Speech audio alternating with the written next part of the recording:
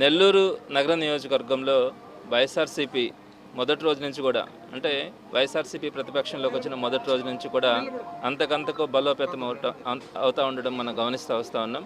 రాష్ట్రంలో ఏ పిలుపునిచ్చినా కూడా మా అధినాయకులు జగన్మోహన్ రెడ్డి గారు ఏ పిలుపునిచ్చినా కూడా నెల్లూరు నగర నియోజకవర్గంలో అద్భుతమైనటువంటి స్పందన కనపడడం, అలానే ఈ కూటమి ప్రభుత్వం చేస్తున్నటువంటి అరాచకాలు కానీ వారు చేస్తున్నటువంటి తెలిసి తెలియని పనులతో ప్రజలు ఇబ్బంది పడుతున్నటువంటి బాధల్ని ఎప్పటికప్పుడు ప్రజల దృష్టికి తీసుకెళ్లడం కానీ వాటిని వైఎస్ఆర్సీపీ క్యాడర్తో కలిసి పనిచేయడం ఎప్పుడు కూడా చాలా యాక్టివ్గా నెల్లూరు సిటీలో పనిచేస్తూ వస్తూ ఉంది.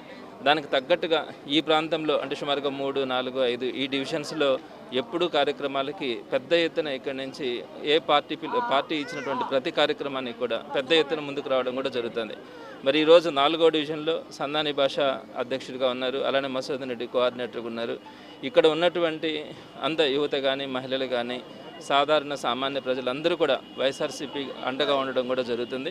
మరి ఈరోజు ఇక్కడ జెండా ఎగరేయడం, వైఎస్ఆర్సీపీ జెండా ఎగరేయడానికి సుమారుగా ఈరోజు 100 మందికి పైగా 200 మంది దాకా కూడా ఈరోజు ఇక్కడికి రావడం కానీ వీరందరి సమక్షంలో ఇక్కడ జెండా ఆవిష్కరణ చేయడం కూడా జరిగింది. తప్పకుండా తెలియజేస్తూ ఉన్నాం, ప్రజలందరూ కూడా మంచికి చోటిస్తారు, మంచి చేస్తున్నటువంటి పార్టీని ప్రోత్సహించడం కూడా జరుగుతుంది. మరి ఈ 4వ డివిజన్లో ఈ చుట్టుపక్కల ఉన్నటువంటి 3, 5 డివిజన్తో సహా అంటే ఈ డివిజన్స్ అన్నింటిలో కూడా రాబోయే రోజుల్లో వైఎస్ఆర్సీపీ గెలవడం కానీ ఇక్కడ ఉన్నటువంటి వైఎస్ఆర్సీపీ రేపు నిలబెట్టబోయే కార్పొరేటర్లను తప్పకుండా గెలిపించుకొని ప్రజలందరికీ కూడా అందుబాటులో ఉండేలాగా వైఎస్ఆర్సీపీ రాబోయే రోజుల్లో కూడా పనిచేస్తానని తెలియజేస్తా ఉన్నాను. ప్రత్యేకంగా ఇటువంటి కార్యక్రమాలన్నింటికీ కూడా వారికి ఎన్ని పనులున్నా కూడా ముందుకు రావడం కానీ పార్టీతో కలిసి పనిచేస్తున్నటువంటి ఇక్కడ ఉన్నటువంటి స్థానిక నాయకులకు కానీ కేడర్కి కానీ ప్రత్యేకంగా నేను అభినందనలు తెలియజేస్తా ఉన్నాను. మీరు పడ్డ శ్రమ కానీ కష్టం కానీ ఊరికే పోదని కూడా తెలియజేస్తా ఉన్నాను.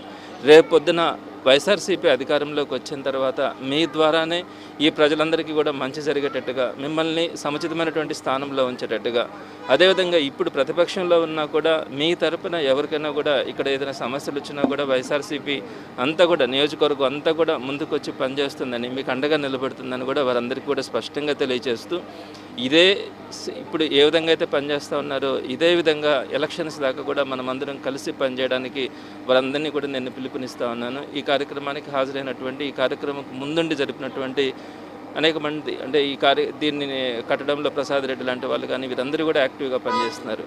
వీరందరినీ కూడా ప్రత్యేకంగా సందాని భాష అయితే ఇక్కడ మొదటి నుంచి కూడా పార్టీని పటిష్టంగా నిలబెట్టడం కానీ ఏ కార్యకర్తకి సమస్య వచ్చినా స్పందించడం కానీ ఆయన ఉత్సాహంగా కూడా పనిచేయడం కూడా జరుగుతుంది. తప్పకుండా అందరికీ కూడా మంచి రోజులు ఉంటాయి రాబోయే వైఎస్ఆర్సీపీలో కానీ ఈ రోజు ప్రతిపక్షంలో ఉన్నప్పుడు కానీ ఉంటుందని తెలియజేస్తూ. హలో సత్యం, నాన్నకి ఉన్నట్టుండి మూతి వంకరపోయింది, కాలు చేయి కదిలించడం లేదురా, పెరాలసిస్ అనుకుంటా. నాకు చాలా భయంగా ఉందిరా, త్వరగా రారా సత్యం. ఏంటి నాన్నకి పెరాలసిసా?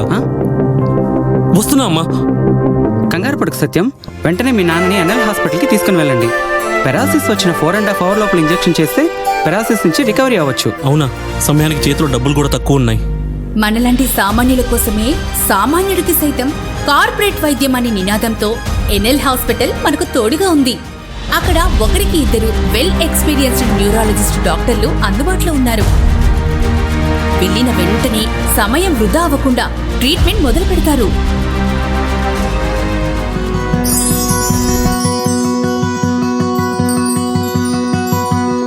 మనలాంటి సామాన్యులకు ఎటువంటి మెదడు మరియు నరాల సమస్యలకైనా కార్పొరేట్ స్థాయి వైద్యాన్ని అతి తక్కువ ఖర్చుకి అందిస్తుంది మన ఎన్ఎల్ హాస్పిటల్. ఎనలేని అనుబంధం. NL hospitals, opposite water tank, Magunta layout, near Annamayya circle, Nellore.